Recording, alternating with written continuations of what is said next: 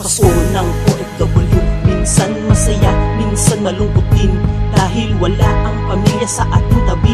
Kaya parang ang bigat sa ating damdamin. Huwag ka nang malungkot, alam mo rin na kailangan mong gawin to para sa kanila. Ang magtrabaho, umayod, kahit na minsan napapagod ka na, pero minsan di nila dama ang sakripisyo ginagawa mo para sa kanila. Yun lang minsan ang nakakalungkot. May kamusta, wala ka, kumain ka na ba? Balita sa'yo dyan, okay ka lang ba? Kaso walang ganun, mababasa mo na lang sa message nila. Kailan ka ba magpapadala? Oo, mahirap mangibang bansa, mapapalayo ka sa iyong pamilya. Lungkot kayang tiisin, balang araw makakasama rin ang pamilya sa araw ng Pasko.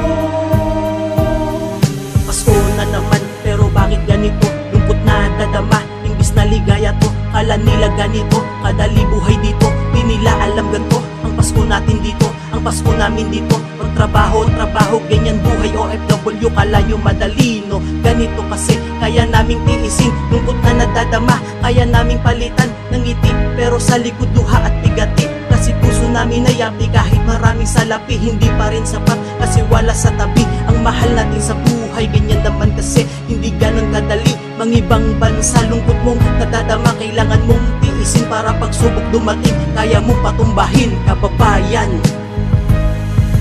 Oo, mahirap mangibang bansa, mapapalayo ka sa iyong pamilya. Lungkot kayang tiisin, balang araw makakasama rin ang pamilya sa araw ng Pasko.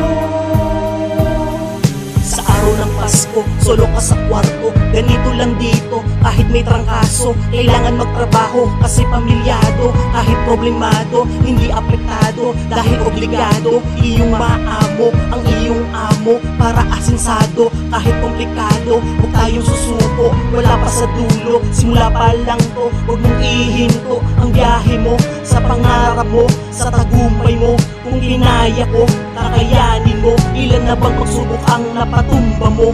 Ang puhunan mo, pawis at dugo. Ngayong kaarawan ni Kristo, magbigayan, magmahalan tayo. Maligayang Pasko po.